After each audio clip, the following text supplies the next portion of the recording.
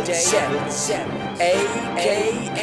Diz, and this is the Force Always. Welcome to the Star Wars show. Let's get right into the news. Later on in the show, I'll be giving you a review of the Mandalorian trailer 2, the second trailer later on in the show. That will be in the review section, and it appeared on Monday Night Football in America, and it's been done, so it's out there. So more Star Wars news. The comics, Darth Vader number 6, Into the Fire, has been released. It's a real torture against Darth Vader by the Emperor, this type of storyline. It's quite intense. It's sort of a really good story, but it's a very torturous type sort of story. So check that one out. Into the Fire, Darth Vader number 6. So that's pretty much the Star Wars news this time around. I've got the trusty laptop here, that's why you sort of see something happening here. But anyway, let's get into now the views. Views is my story ideas that I have within Star Wars.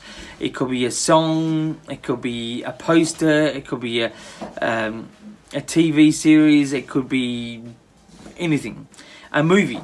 So anyway, as we've still had no announcement really for the next 3 Star Wars movies, you know, I still think there's a big opportunity using those 3 movies with as a hardcore Star Wars fan here, a Darth Plagueis storyline within the 3. That could be another version of the 3 stories. I gave you some three versions of these a story trilogy, which was about Rey, Finn, and Poe. I think you could have that work, but I think Darth Plagueis still has a lot of the whole storyline with Darth Plagueis. That was the master of the Emperor, and I think there's a lot there to be given. You could do this as a trilogy. I think this could come across to the general public as well. I mean, just think of it, 1977 Star Wars, that was out there for anyone and everyone, yet it became the biggest thing out there. I think Darth Plagueis has a lot of things to sort of give, and you could really push it in such a way that it would have a modern edge about it, similar to how Marvel with their movies, not to become like Marvel, but you could do it that way. I think so. Darth Plagueis is another story idea that I'd like to possibly see with the next 3 Star Wars movie installments, which is obviously a couple of years away from now, which will be every 2 years. The actual storyline for those movies or the announcement of names or what they're doing is unknown at this stage. Anyway, that's my story idea for this time around. Again, pretty basic, straight to the point, but that's what it's about. Anyway, let's get into reviews. Reviews will be about The Mandalorian Season 2, Trailer 2, or Teaser 2, whatever you want to call it. Straight off the bat, 7.5 out of 10. I did think it was actually a good trailer. A lot of people are not really liking the trailer because they didn't show much newness to this trailer, which is, I think, a very good idea, because I'm sick of trailers or TV spots giving too much away, and it just becomes a little bit flat viewing for the regular Star Wars fan. Even just for the regular commercial fan, I think it would be just, too much giveaway is just too much. And I think that this trailer had an excitement build up. The music was great. I thought it's sort of giving you the idea of the story.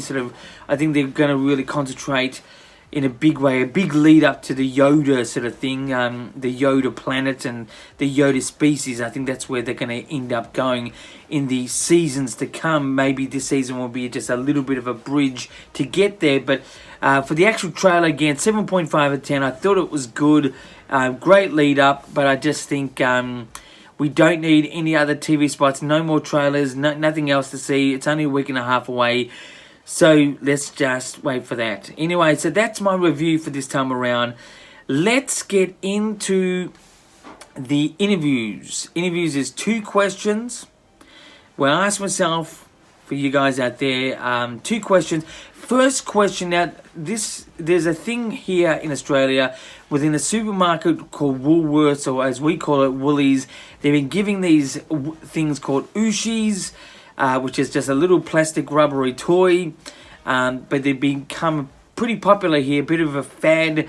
It's Disney Plus characters, not just Star Wars, but you know, myself has been a little bit hunting down the Star Wars ones down. A lot of people have, to be honest. It's quite unusual.